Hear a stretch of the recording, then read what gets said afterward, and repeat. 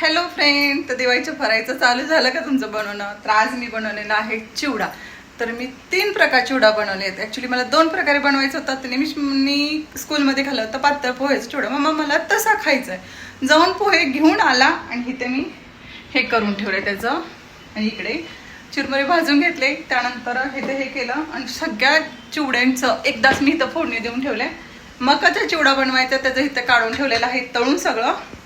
वाजलेले आहेत 8:15. सगळ्यांना भूका लागतील. सगळ्यांची फरमाईश होती की मम्मा टोमॅटो पुलाव बनव. तर आता तुम्ही सांगा मला 3 प्रकारचे चिवडे. आता 8:15 वाजले. पटपट पटपट कसतर केलं. त्यात मी बनवलेला आहे ह्यामध्ये पुलाव.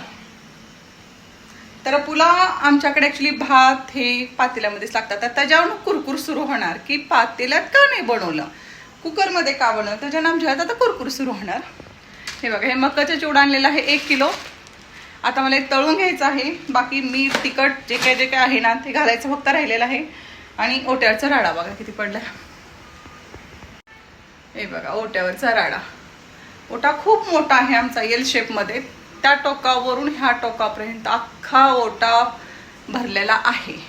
ओटा आणखी ह्याच्यापेक्षा जरी मोठा असता ना तरी राडा असता. आपल्या बायकांचं असं असतं ना, कितीही मोठा असू द्या छोटा असू द्या राडा असतोच. प्लस डायनिंग टेबलवरती लाडू बनवलेले होते ते तसं पडले. दळण करायचं राहिले. बापरे, शॉपिंग तर बघा कसलीच केलेली नाही. सासूबाई येणार आहेत, त्यांच्यासाठी आणायची आहे साडी, पण ते पण शॉपिंगला जाणं झालेलं नाही आहे. तर बघू आता उद्या जाईल मी, तुमच्या ते पण सांगेन, मी शेअर करेनच. चला आता पटकनी तेल तापायला ठेवते परत एकदा आणि मग तळून घेते. सगळे भांड्यांचा ढिगारा तर आहेच. इकडे बघा कसा राडा पडलेला आहे. सगळा राडा आहे बघा. तरी पण काय म्हणतात माहिती आहे का, आमच्याकडे दिवसभर काय काम असतं, काहीच काम करत नाही. सगळ्याला तर बाई आहे. पण खरंच ही बाई असते तरी सगळं बघा बरं असं पडलं असतं का? सगळं मला करायचं आहे ना, बरोबर आहे ना.